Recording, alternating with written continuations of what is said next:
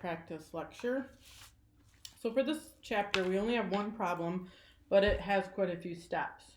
So we're going to get into adjusting entries in this chapter, and adjusting entries consist of timing issues between assets, liabilities, and expenses, or revenue. So we're going to look at these four situations and do the adjusting entries to start with. So first of all, this is a worksheet, and a worksheet just really helps you to be able to complete. It gives you all the information you need in one place of how to complete the income statement and the balance sheet, which are what you present to your owner. So the idea is it's a really unique way of looking at the whole picture for the month, the year, whatever the time period is.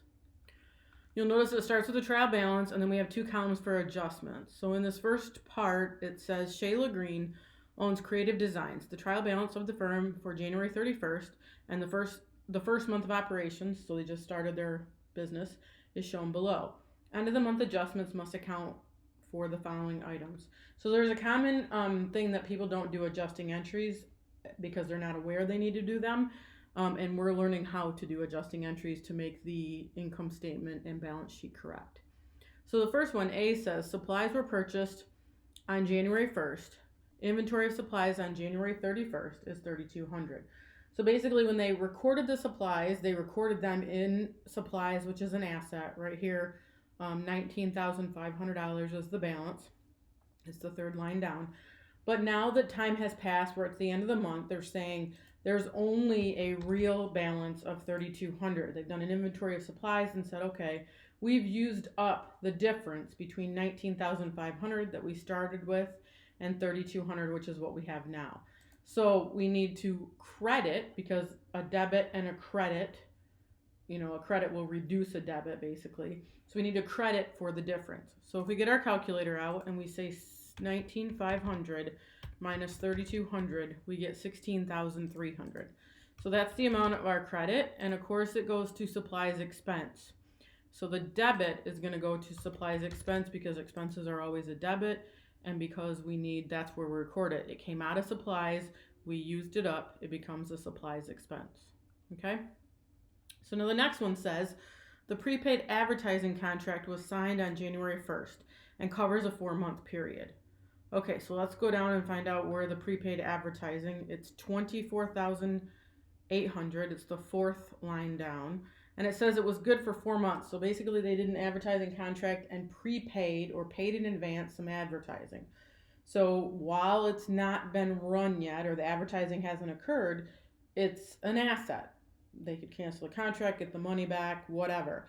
But now the month has passed, which means they've received the service of advertising, which now becomes an expense. So $24,800 divided by 4 is $6,200 a month. So we need to reduce prepaid advertising by $6,200 and debit advertising expense for $6,200.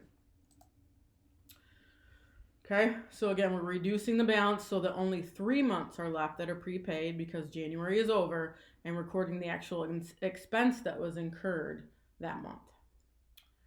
Number 3 says rent of $4,200 expired during the month.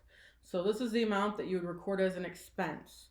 So $4,200 again would be a debit to the expense, and we're going to credit $4,200 prepaid rent. So we don't have to calculate anything, it's just telling us the exact amount that was expired or that was used up, which is $4,200. And the last one says depreciation is computed using the straight line method. The equipment has an estimated useful life of 10 years with no salvage. So the straight line that you'll learn in your book, and you should hopefully have reviewed, is taking the cost minus salvage value, getting that total, and then dividing by 10 years, or the useful life. This one happens to be 10 years. So cost minus salvage, you get that answer, and then divide it by useful life. Okay, so in this case, it says depreciation is computed, okay, the equipment, so we gotta go down and find the equipment. This is down here, and this is the 1, 2, 3, like the 6th line, the last asset on this side, $67,200, okay?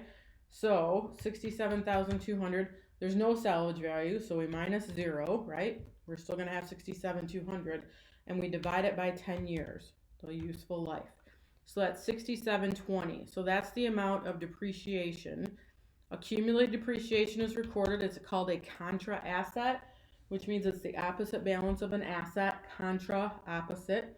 So it would show a credit balance, and we would debit depreciation equipment, 6720. Same amount. Oh, wait. That's a year, but we're only talking a month. So in reality, 67,200, sorry about that, divided by 10 years, but then we got to divide it by 12 months. So you get 560. Or you could do 67,200 divided by 120 months, right? Because 10 years times 12 is 120 months. So that comes out 560. So this answer is 560, and this one is 560. So make sure you follow. This is only 1 month. When I originally put in there, I put the year, which is too much. Okay, so now at the bottom, it's going to total it, 27,260, 27,260. So now we do the adjusted trial balance. And the adjusted trial balance consists of just adding the trial balance with the adjustments. So if there's nothing there, it's just the original number. So cash, 73,200. Accounts receivable, 27,200. We already have our supplies. Prepaid advertising, probably have to calculate, right? 24,800 minus 6,200, which is 18,600. And then we have prepaid rent, 50,000 minus 4,200. Again, you can use your calculator, but that should be 46,200. Equipment is going to stay the same, 67,200, but we have this new accumulated depreciation, which should be a 560 credit. Accounts payable, again, make sure you put it on the right side, 33,100. Capital didn't change. Drawing did not change. Fees income did not change. And then we have our expenses, 6,200 for advertising, 560 for depreciation, 4,200 for rent. Salaries didn't change, it's still 21,400. 16,300 for supplies. Utilities didn't change, 3,800. Now notice our debits have to equal our credits. If we didn't combine these correctly by adding the debit with a debit minus a credit, right, because it's opposite, so it subtracts, we wouldn't get to this balance. So we want to make sure that you're in balance. And then the last steps are just putting these accounts on their particular statements. For example, assets, liabilities, and capital accounts, owner's equity accounts, go on the balance sheet. Revenues and expenses go on the income statement. So I'm going to start about halfway down here, right? Fees income, that's a revenue, so that's going to go on the income statement. And then, of course, I'm going to list all my expenses, just as I did on the adjusted trial balance.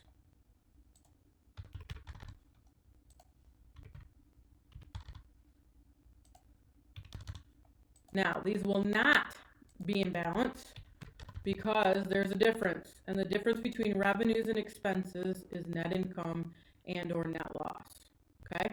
So if revenues are more than the expenses, then it's a net income. If expenses are more than the revenues, that's net loss. Now, the differences between these two columns, between the income statement and the balance sheet, should be the same.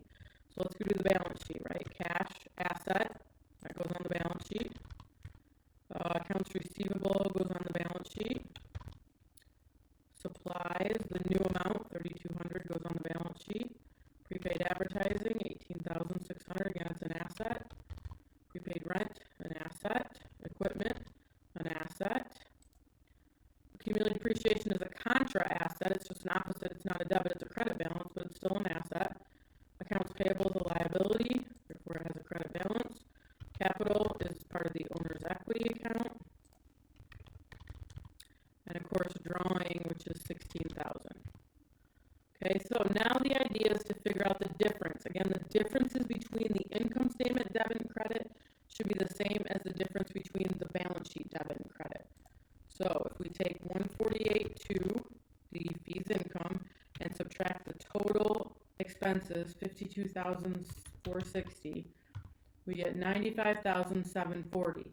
Now you put that amount where it's going to balance because you want this totals at the bottom to equal. You want this debit to equal this credit. So I'm going to put that amount, which is again $95,740. So now you'll notice my absolute bottom totals are 148.2, 148.2. Okay? So because I had to add it to the debit side, it means my credits, my revenue was bigger or larger than my expenses. This is a net income, and you have to make sure and put this as the drop-down menu. Don't forget this. This is common for people to forget. All the way on the left-hand side, you have to put a title. All right, so now let's calculate the difference between these two, between the balance sheet, debit and credit. So 251,400 minus 155,660. Yes, we did it right. See, it's 95,740.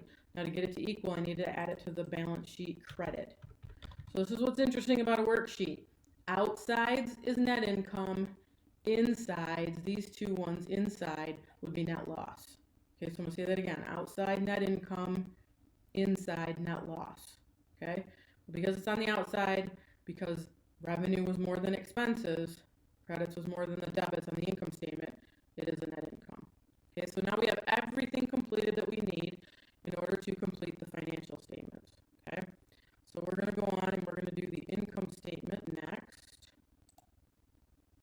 Okay, so the income statement, this is identical. You might want to take a screenshot or print this page because this is what's going to help you in doing these statements. All of these numbers right here that say on the income statement columns are going to go on the income statement. And then you're going to go to the balance sheet, and again, all of these accounts are going to go on the balance sheet. So that needs to make sure that you have this worksheet in order for that to happen. So we're going to go to income statement, and we're going to put in fees income. And again, I'm taking this from the worksheet, 148,200. And then I'm going to list my expenses, which are advertising, depreciation, expense, rent expense,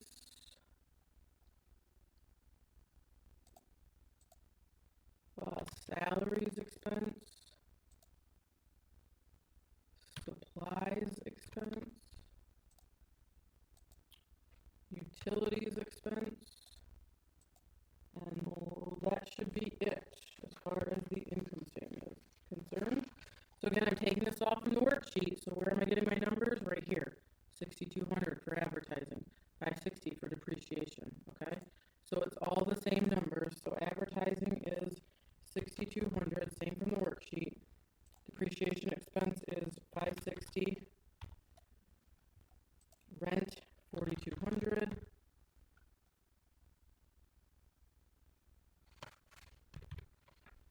Salaries expense is 27,400.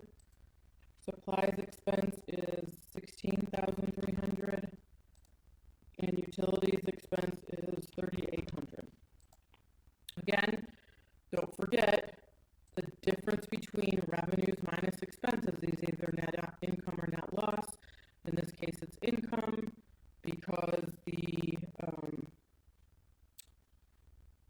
because it's positive. Okay, if it was negative, it'd be negative. But I think I have a number wrong here because it should be equal, or it should equal to 95,000.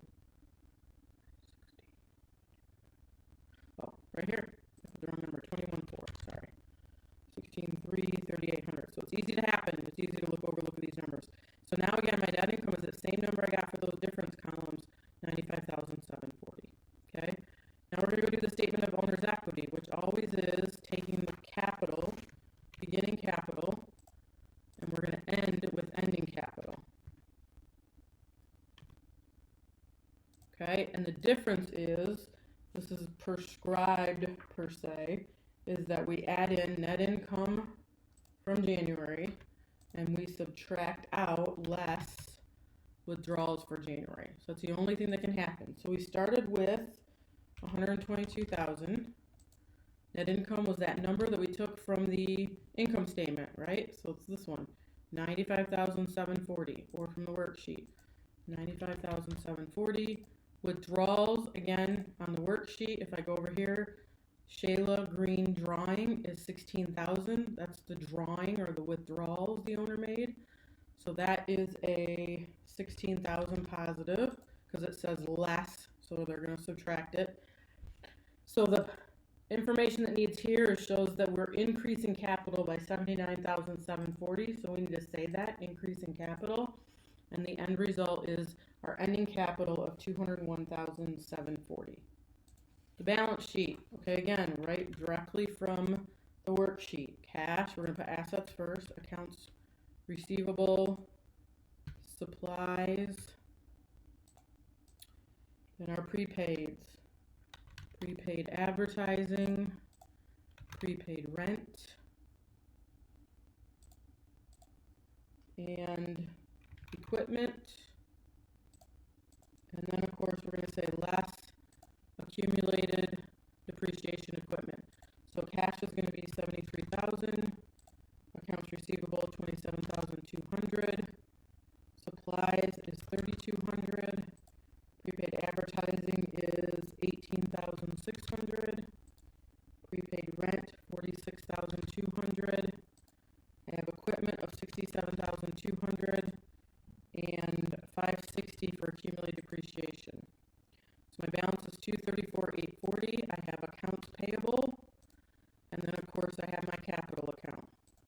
Okay, so accounts payable was $33,100, and I'm going to get my capital balance from this statement. So from the previous, my ending capital is $201,740.